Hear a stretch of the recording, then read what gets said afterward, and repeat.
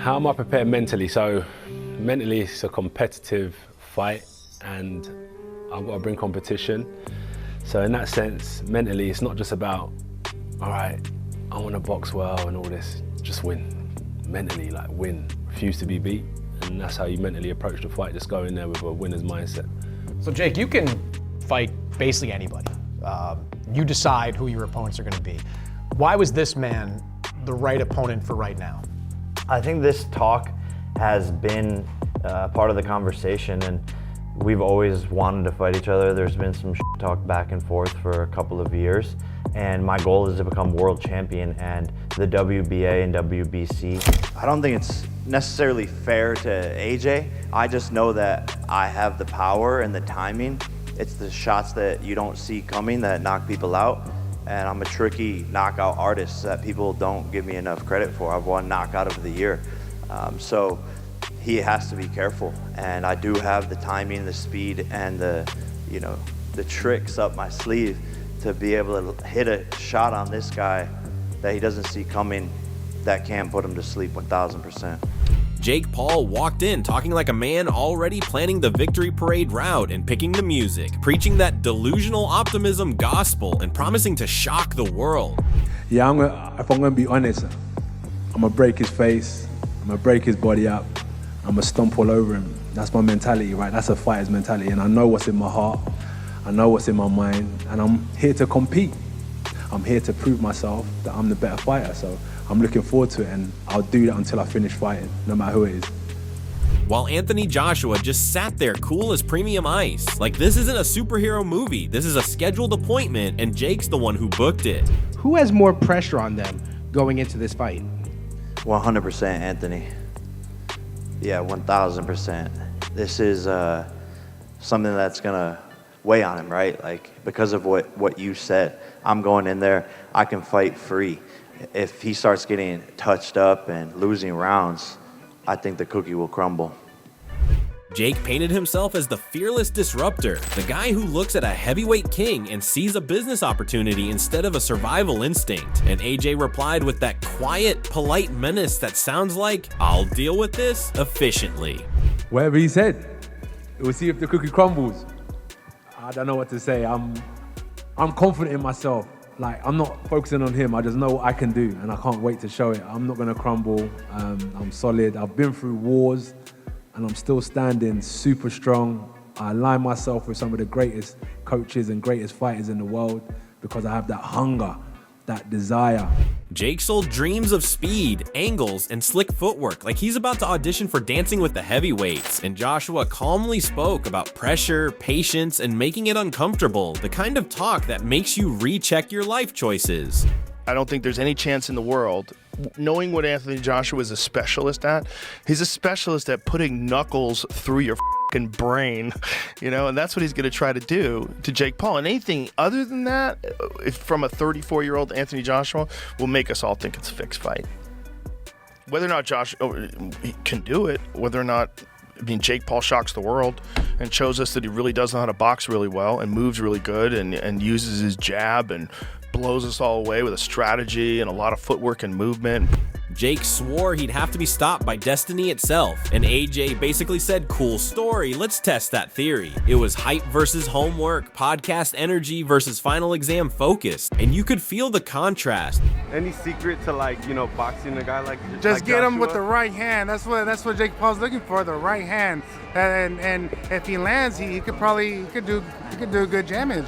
So a lot of people underestimate Jake Paul, but in reality, he's a good fighter and he's dedicated, and that's what I like about him. It's one guy pitching belief with a TED Talk smile, the other radiating the calm of someone who's already read the script and knows how the scene ends. And just when you think the Jake versus AJ chaos couldn't get any more dramatic, Eddie Hearn slides in like a calm taxi driver, watching two sports cars argue about who's faster, and just says, relax lads, we've done the maths.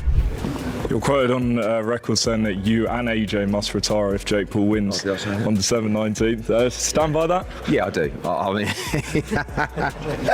I suppose so. Yeah. Look, I don't see a world where Jake Paul wins this fight. I know that boxing's boxing, and I mean, what is it? Roy Jones came out this morning and said Jake Paul can win this fight. Teddy Atlas as well. Teddy Atlas. Okay.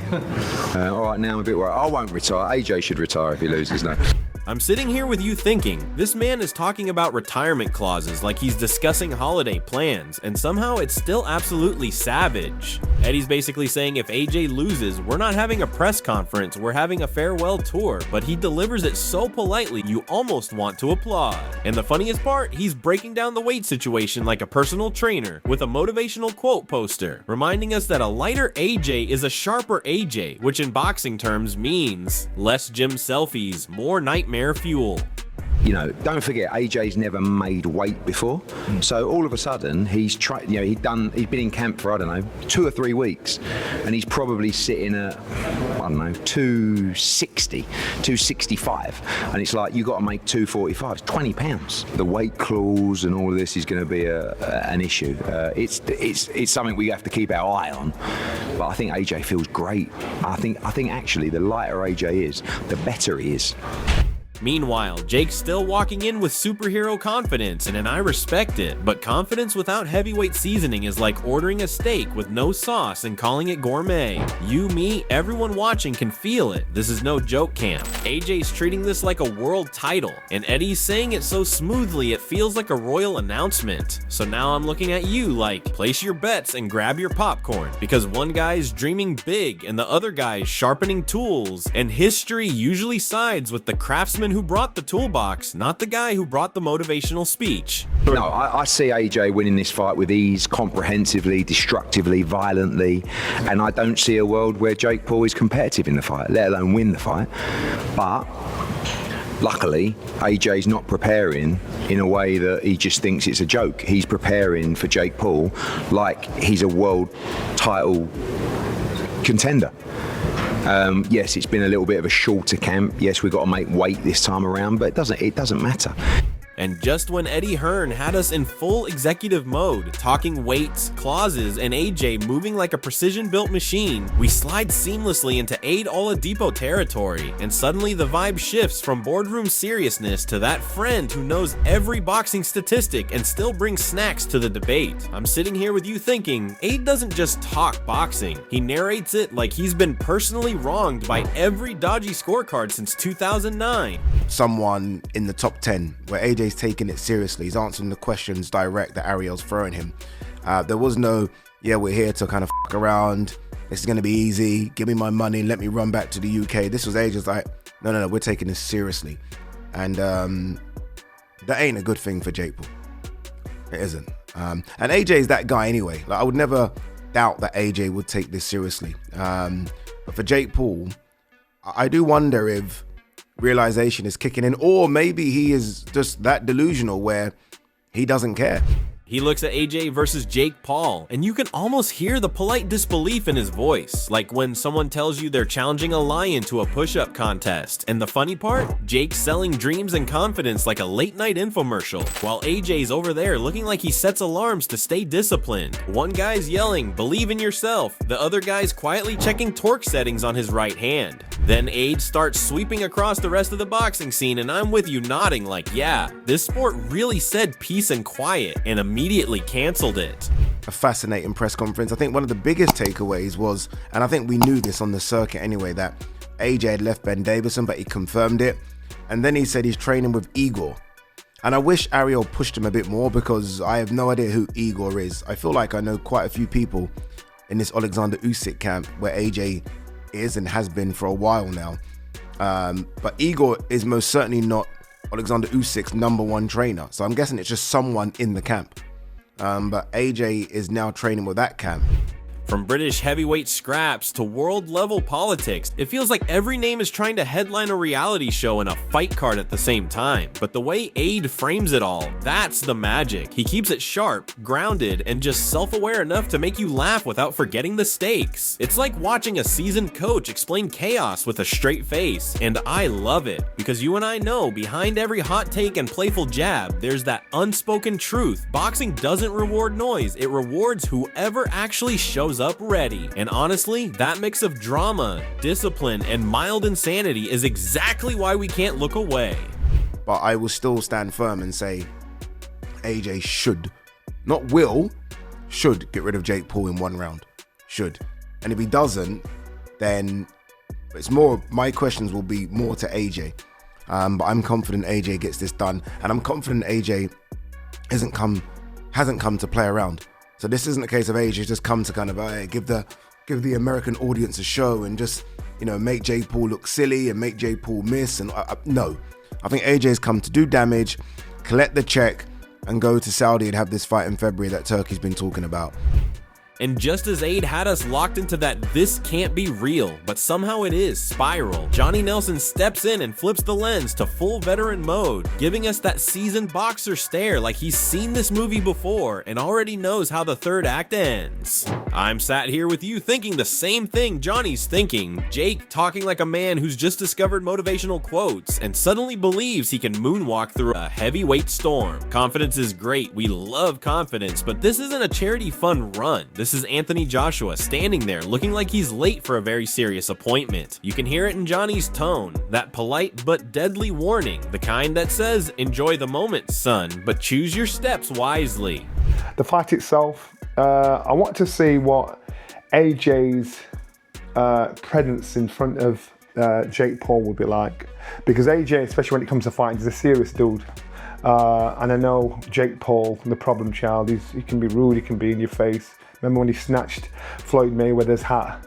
And they do all the kind of things, and Mike Tyson ended up slapping him in his face and standing on his toe. I think Jake Paul got there, looked up and thought, shall I chance this?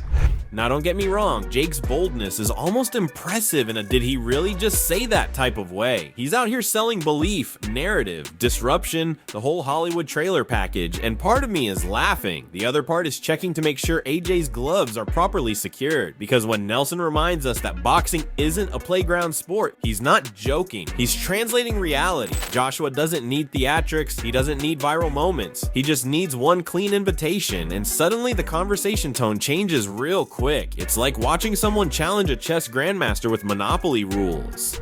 For AJ, I'm stuck in between, because nobody on this green earth would actually turn down 50, 60 million to fight Jake Paul. And people that don't like this will probably watch it because they want to see Jake Paul getting knocked out.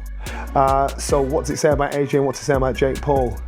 I think I was thinking upside down. For AJ, I thought, Mama's cashing out. He's cashing out because he's going down this minute line, but I thought in reality, is he? And that's where the drama gets delicious. You, me, everyone watching knows Jake's mouth writes checks, his confidence loves cashing, but AJ's presence is the type that makes a press conference feel like a performance review. Johnny's basically saying the same thing. We're all thinking, keep the energy, keep the jokes, but don't confuse spotlight with safety, because if Jake walks in treating this like a content experiment and AJ walks in treating it like a serious professional task, that contrast alone might be the loudest sound in the arena. And honestly, that tension is exactly why we're glued to this chaos buffet. So here's the bottom line, we're watching confidence crash into credentials, hype sprint straight into heavyweight reality, and every angle of this feels like it's been scripted by chaos with a sense of humor. Jake's dreaming big, AJ's moving quiet and surgical, and the tension alone could sell tickets to an empty arena. I want to hear where you stand on this madness. Is this a miracle in the making, or a masterclass waiting to happen? Drop your thoughts in the comments like it's a full-blown debate panel, and yo, don't ever forget to like, share, and subscribe to Boxing Headquarters. See you in the next one.